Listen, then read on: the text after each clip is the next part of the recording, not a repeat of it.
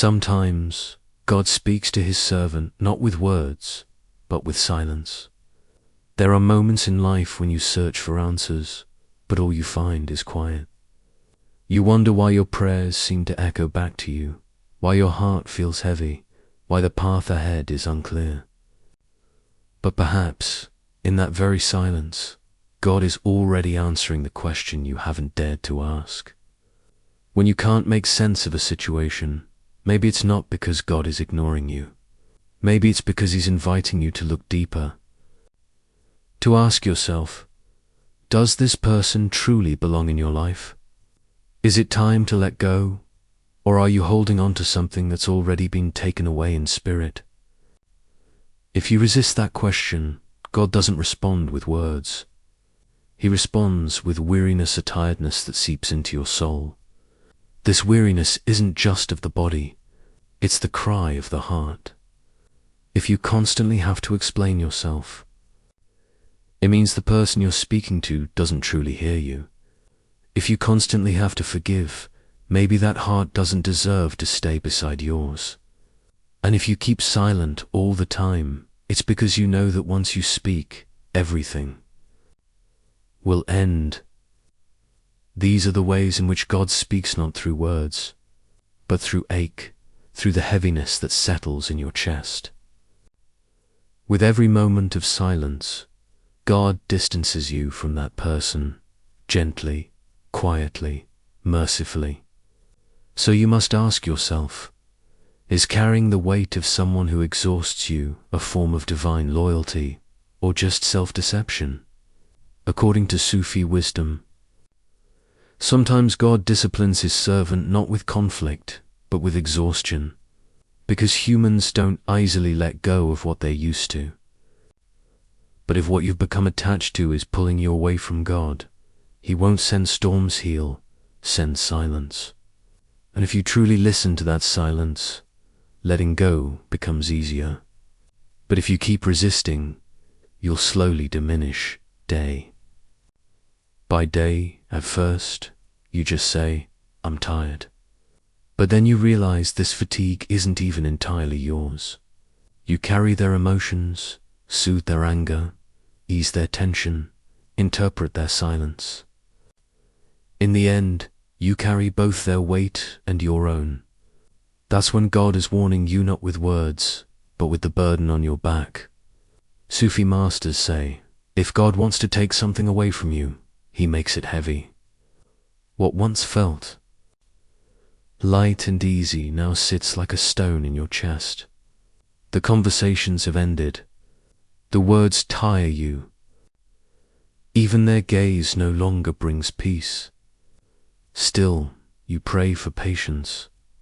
Still, you tell yourself, this is just a test. Still, you hope maybe they'll change. But at that very moment, God is pulling you away. Not because he's abandoned you, but because you're still not calling on him. You're still trying to save the other person. But remember, sometimes the person you're trying to save is the one who's drowning you. In Sufism, everything carries a sign and a heart. That fails to read the signs repeats itself. You keep meeting the same kinds of people. You keep saying the same things. You keep reliving the same conflicts.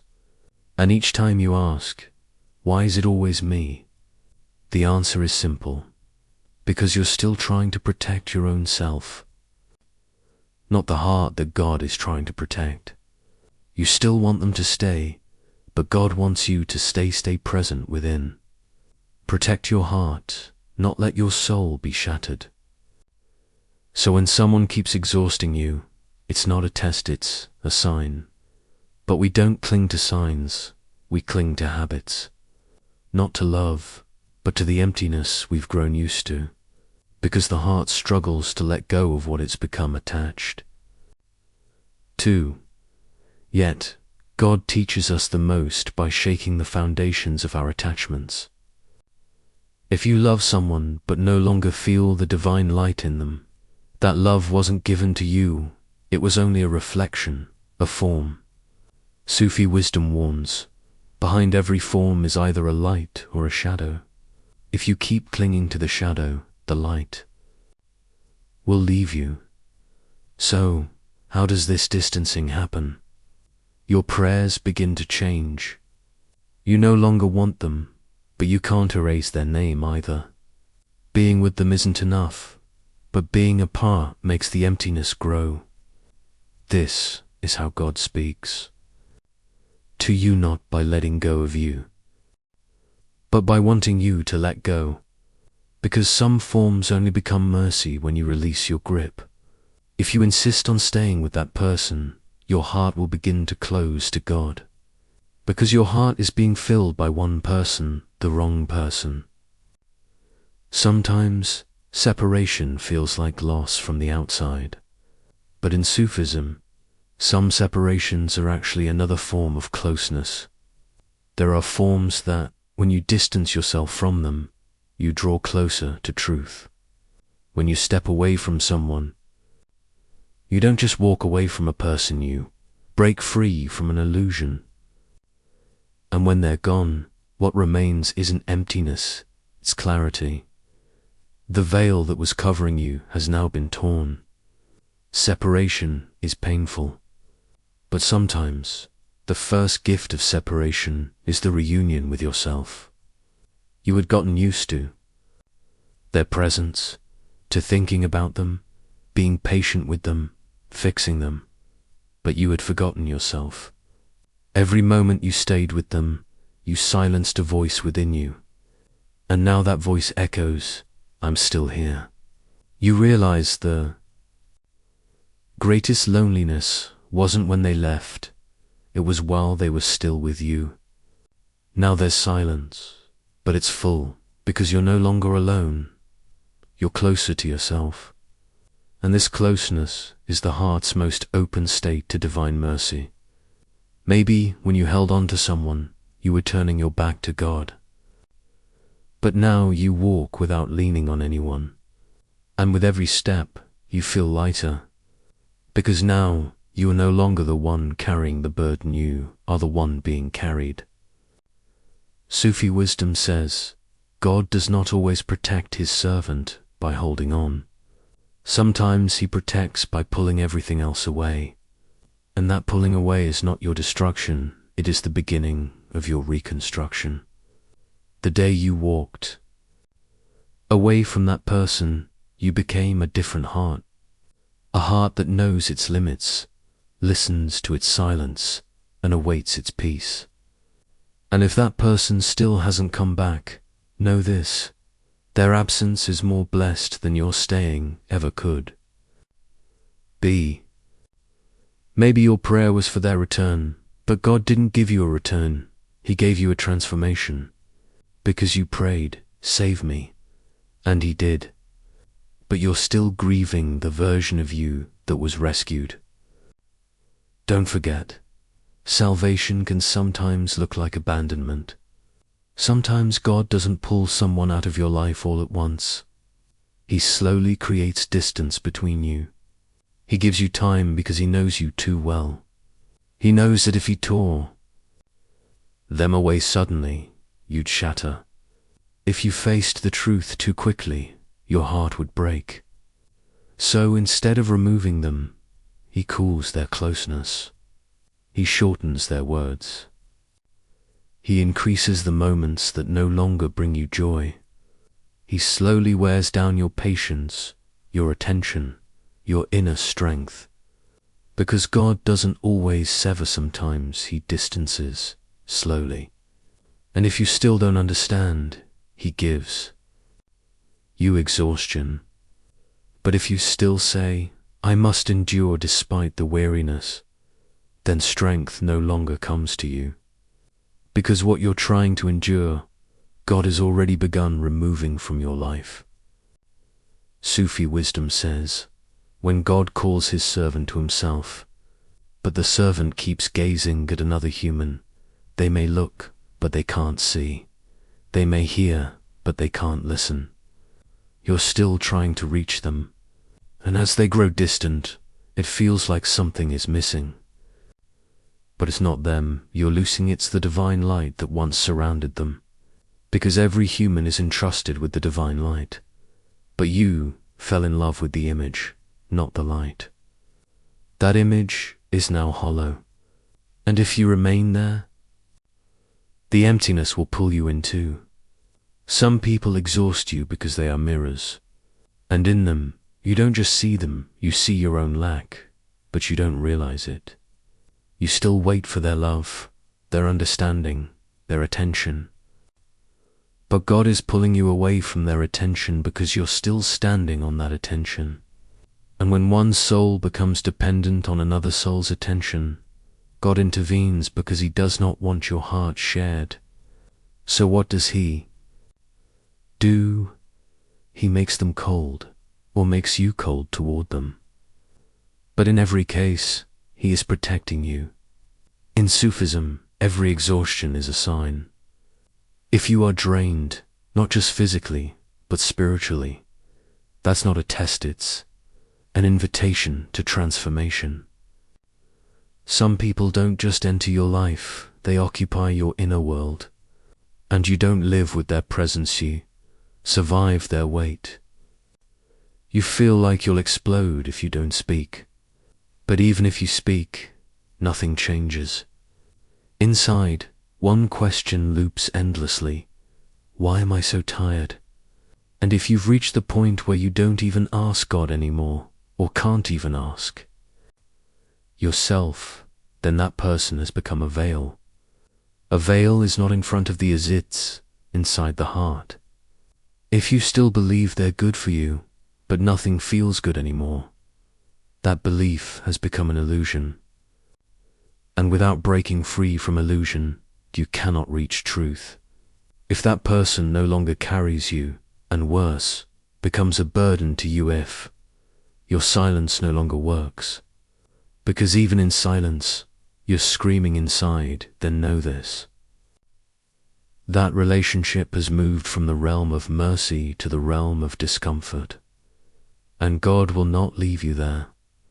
But if you insist on staying, then He will leave. He will go silent. And that's where the deepest loneliness begins. The fight is ended, but peace hasn't arrived, because you're still there. They're still there, but God isn't. This emptiness is not abandonment, it's opportunity. When you stop expecting God from a person, God returns to your heart. When you stop seeing a human as your source, you return to the true source. And then the tiredness lifts, because you're no longer carrying the weight. You know when humans feel most exhausted, when they still want something that's already gone. The reason you're so tired is because you still think that person is yours. But God has already taken them back to Himself, and you're just holding on to a shadow. So, your exhaustion isn't from a person, it's from the collapse of an illusion. Yes, it hurts, but you're also being set free. And then one morning, without even realizing, you say a quiet prayer. God, I'm at peace with this. And in that moment, the bond you thought would never break unravels effortlessly. Hearing their name no longer stings. Closing your eyes no longer brings their image, because now that space has been filled with divine tranquility. Only then do you realize God didn't just save you from them. He saved you from the burden they placed on you. If God removes an image from your life, a door to truth is being opened.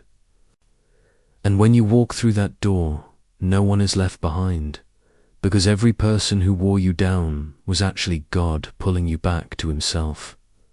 Sometimes, the one who constantly exhausted you is your greatest healer, but only once they leave, because some people make you sick when they stay, but bring healing once they're gone. And God prepares that healing slowly, just like you were slowly broken. And finally, remember this. If the one who wears you down isn't leaving, maybe it's because you haven't forgiven them in your heart. Because what doesn't leave your heart can't leave your life. And sometimes God is just waiting for your surrender. So say this prayer: My God, I don't want to keep anyone in my heart who doesn't bring me closer to you. And then wait, because after this prayer, they'll either become better or they'll leave. And both are mercy. Letting go is not a punishment. It is a return to yourself. It is a return to God. It is the beginning of a new chapter, written not with pain, but with peace. You may grieve the loss, but you will also feel lighter. You may remember the past, but you will no longer be trapped by it. You will walk forward, not as someone who lost, but as someone who was set free. And as you move forward, you will find new signs, new people, new moments of joy. But this time, you will recognize the signs. You will listen to the silence. You will honor your own heart. Because now you know God speaks in many ways. Sometimes through words, sometimes through people, sometimes through silence, and sometimes through the ache of letting go. And every time you listen, every time you surrender, you come closer to the peace you were always seeking. You come closer to the divine mercy that was always waiting for you. So, if you are tired, if you are weary, if you are holding on to someone who no longer brings you light, let go. Trust the silence. Trust the signs. And trust that God is guiding you home. For in the end, the greatest loyalty is not to another person, but to your own soul. The greatest love is not in holding on, but in letting go. And the greatest peace is found not in the presence of another, but in the presence of God within. Your heart. May you find the courage to release what no longer serves you. May you find the wisdom to read the signs. May you find the strength to trust the silence. And may you always remember, when God speaks through silence, He is not abandoning you.